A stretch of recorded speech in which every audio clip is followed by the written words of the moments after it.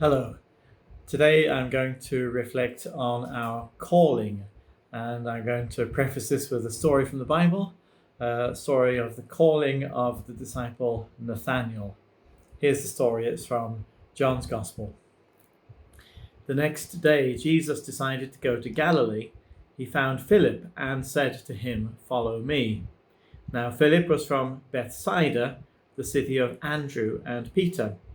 Philip found Nathanael and said to him, "We have found him about whom Moses in the law and also the prophets wrote, Jesus, son of Joseph from Nazareth." Nathanael said to him, "Can anything good come out of Nazareth?" Philip said to him, "Come and see." When Jesus saw Nathanael coming towards him, he said of him, "Here is truly an Israelite in whom there is no deceit." Nathanael asked him, "Where did you get to know me?" Jesus answered, "I saw you under the fig tree before Philip called you." Nathanael replied, "Rabbi, you are the Son of God. You are the King of Israel." Jesus answered, "Do you believe because I told you that I saw you under the fig tree?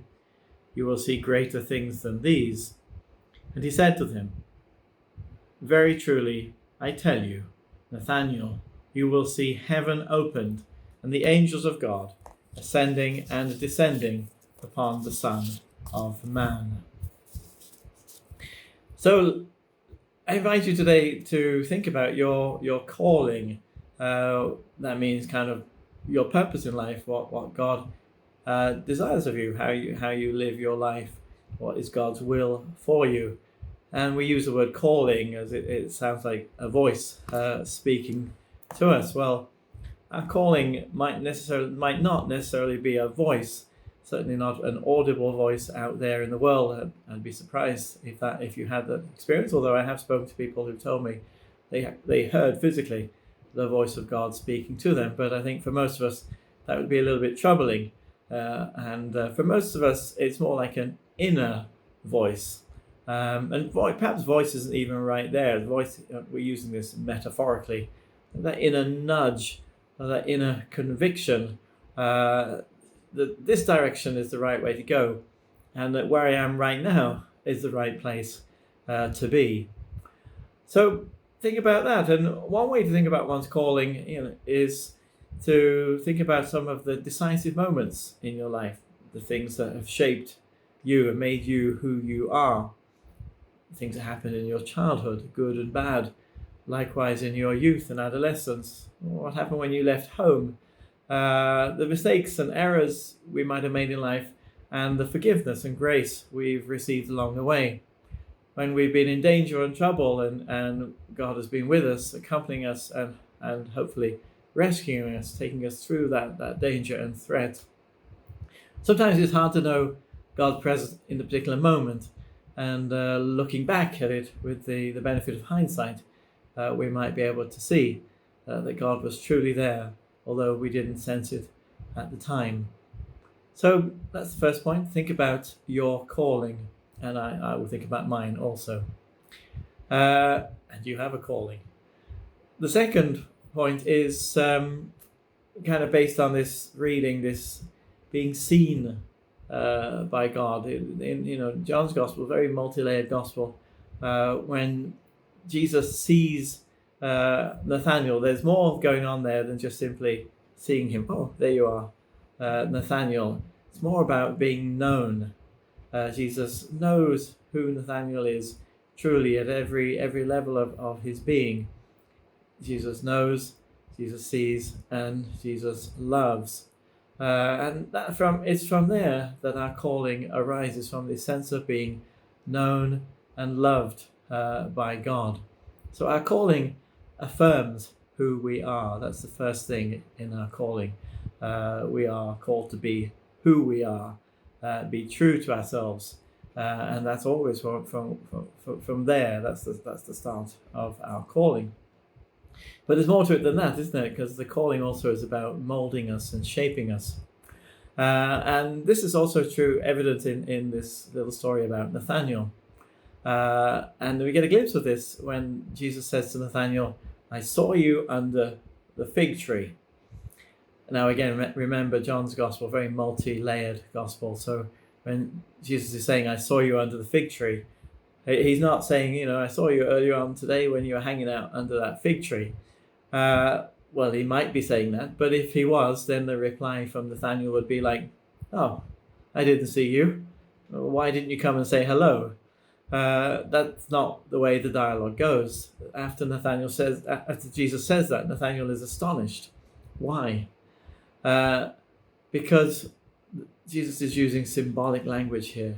The fig tree represents everything good in the nation of Israel, all the hopes for the people of the Hebrew people, to live in peace, for stability. Their history was so chaotic, and this longing for stability and true peace and righteousness. There's a quote I can read to you from 1 Kings chapter 4. It says, during Solomon's lifetime, Judah and Israel lived in safety from Dan to Beersheba, all of them under their vines and fig trees. So they're the symbol of living at peace with one's neighbor and of course also with the surrounding nations who are often quite hostile to Israel.